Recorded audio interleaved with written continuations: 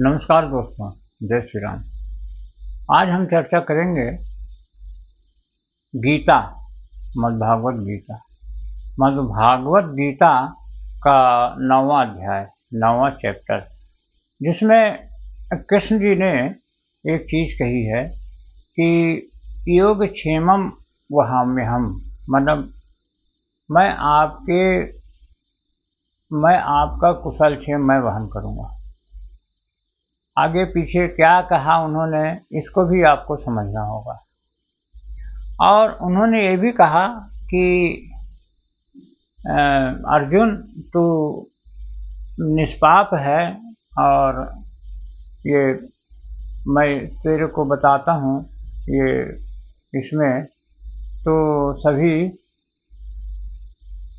कर्मों से छूट जाएगा। कैसे कर्मों से? मैंने खराब कार्यों से तो बिल्कुल छूट जाएगा, अपने आप को अलग प्रकार से सुख प्राप्त होगा, ऐसा कृष्ण जी ने कहा। और कृष्ण जी ने ये भी कहा कि तुम कभी भी इस प्रकार के जो चीज़ें हैं, इस प्रकार की चीज़ें हैं, यदि तुम नहीं करोगे तो निश्चित रूप से तुम्हारे ऊपर किसी भी प्रकार का दबाव नहीं आएगा। अब सवाल ये उठता है कि कृष्ण जी किस प्रकार की बातें कहते हैं। नहीं, किसी को कुछ समझ में आता है, कभी किसी को कुछ समझ में नहीं आता है। इसको राजगुह्य विद्या योग कहा गया है। तो इसमें इन्होंने कहा तुम्हें ईर्ष्या बिल्कुल नहीं है, इसलिए यह अतिगुप्त ज्ञान रहस्य सहित मैं तुमसे कहता हूँ, जिसे जानकर तुम्हारा अशुभ नहीं होगा। यह ज्ञान सब विद्याओं में श्रेष्ठ तथा सब गोपनीयों में गुप्त एवं परम पवित्र, उत्तम, प्रत्यक्ष फल देने वाला और धर्मयुक्त है। साधन करने में बड़ा सुगम है और कभी नष्ट नहीं होता। तो कहने का मतलब इसी में बहुत सारी चीज़, ऐसे तो गीता में कृष्ण जी ने जो भी कहा है, घूम फिरा करके उन्होंने कहा है कि आप सब कुछ माम एकम शरणम व्रज, यानी सभी कुछ त्याग के मेरे शरण में आ जाओ, वो भी कहा है। तो इस प्रकार से कृष्ण जी जो कहते हैं वो बात तो बिल्कुल सही है, सटीक है। तो इसे आपको समझना होगा। 9वां अध्याय को आपको बार बार पढ़ना होगा। और एक चीज़ और हम बता रहे हैं, ज्योतिषी दृष्टि से भी 9th चैप्टर बहुत ही लाभप्रद है। आपका गुरु ठीक नहीं है, आपका गुरु कष्ट दे रहा है, या आपको किसी भी प्रकार की कोई बातें हैं, तो आप 9वां अध्याय को निश्चित रूप से आप पढ़ना चालू करिए। निश्चित रूप से आपको 9th चैप्टर आप पढ़ेंगे, कुछ दिन ज़्यादा नहीं, आप इसको हफ्ता 9 दिन 10 दिन पढ़िए, आपको निश्चित रूप से राहत महसूस होगी। तो इस प्रकार की चीज़ें हैं ये 9th चैप्टर। गीता पुस्तक जो है, गीता धर्म ग्रंथ है, एक चमत्कारिक ग्रंथ है और बहुत ही चमत्कार इसमें भरे पड़े हैं। आप इसको एक बार पढ़ें, दिल से पढ़िए, तो आपकी समझ में आ जाएगा। और आगे उन्होंने कहा है, मैंने ही सब जगत प्रकट किया है तथा सब प्राणी मुझ में स्थित है, किंतु मैं उनमें स्थित नहीं। मुझ में वे सब भूत भी स्थित है। मेरा वह शरीर कर्म देखो, मेरी ही आत्मा सब भूतों को उत्पन्न एवं पालन करते हुए भी निमित्त नहीं है। जिस प्रकार सर्वत्र बहने वाली महान वायु समस्त आकाश में व्याप्त है, उसी प्रकार मुझ में समस्त उत्पन्न समस्त भूत मुझ में स्थित है, ऐसा समझो।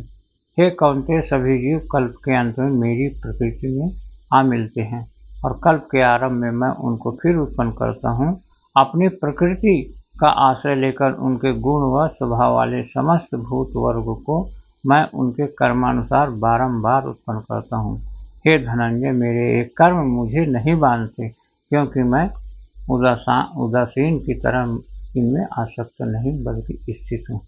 मेरी माया प्रकृति द्वारा चराचर जगत को उत्पन्न करती। मेरी माया, तो इस प्रकार की चीज़ें इसमें हैं। इसको समझने के लिए आपको बहुत ही इसको कई बार रिपीट करना पड़ेगा, तो आपकी समझ में आ जाएगा।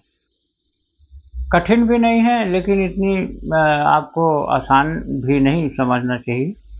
तो इसमें एक चीज़ हम आपको ये समझाना चाह रहे हैं कि जैसे मान लीजिए इसमें कहा गया है कि योगक्षेम्यम वहाम्यहम, माने सभी जितने भी लोग हैं उनकी मैं क्या करता हूँ, योगियों के योगक्षेम अर्थात भगवत प्राप्ति साधन की रक्षा मैं स्वयं करता हूँ। हे कौन्तेय, जो दूसरे देवताओं के भक्त हैं और श्रद्धा से उन्हें पूछते, वो भी मेरा ही पूजन करते हैं, परंतु यह पूजन विधि रहित है अर्थात अज्ञान पूर्वक है। क्योंकि सब यज्ञों का भोक्ता और स्वामी मैं ही हूँ, जो मेरे इस अधियज्ञ अवस्था अधियज्ञ स्वरूप है, तत्व को नहीं जानते, इसी कारण वे आवागमन से नहीं छोड़ते। तो कहने का तात्पर्य ये है कि दुनिया है, इसमें नाना प्रकार के देवी देवता, सब जिसकी जो श्रद्धा है उसमें पूजा करते हैं लोग। लेकिन कृष्ण जी का कहना है कि जो भी पूजा करते हैं और जिसकी पूजा करते हैं, मैं उसी में श्रद्धा को बढ़ा देता। हनुमान जी की पूजा करते हो, या दुर्गा माता की पूजा करते हो, या लक्ष्मी जी की पूजा करते हो, या किसी भी देवी देवता की, जिसकी भी, शंकर जी की पूजा करते हो, सब मेरी ही पूजा है, ऐसा उनका कहना। और उसी तत्व में मैं उनको, उसी तत्व में आखिर श्रद्धा को दृढ़ कर देता। तो इस प्रकार से, और सभी लोगों के मैं योगक्षेमम वहम, और सभी लोगों का योगक्षेम मैं वहन करता हूँ। ऐसा आप मत समझिए कि हम कर रहे हैं, जो भी हम कर रहे हैं सब हम कर रहे हैं, ऐसा नहीं है। कृष्ण जी इसकी व्याख्या 9वें अध्याय में करते हैं। तो हम 9वें अध्याय की व्याख्या में और भी आगे बात करेंगे, तो आपको काफ़ी कुछ समझ में आया होगा। कहने का तात्पर्य ये है कि आप अपने धर्म ग्रंथों को पढ़िए, और धर्म ग्रंथों को पढ़िए और उनको समझ के पढ़िए, और उनका आनंद भी लीजिए, और अपनी समस्याओं का निदान भी करिए। तो हम वीडियो को, काफ़ी लंबा भी हो गया है, हम वीडियो को यहीं से एंड करेंगे। सभी लोगों को धन्यवाद, वीडियो देखने वालों को भी धन्यवाद। ओम शांति शांति शांति, सर्वारिषु शांतिर्भव। ओम ओम ओम। वीडियो को लाइक करिए, वीडियो को सब्सक्राइब करिए, शेयर करिए और कमेंट्स भी करिए। सभी लोगों को दिल से धन्यवाद। ओम शांति शांति शांति, सर्वारिषु शांतिर्भव। ओम ओम ओम।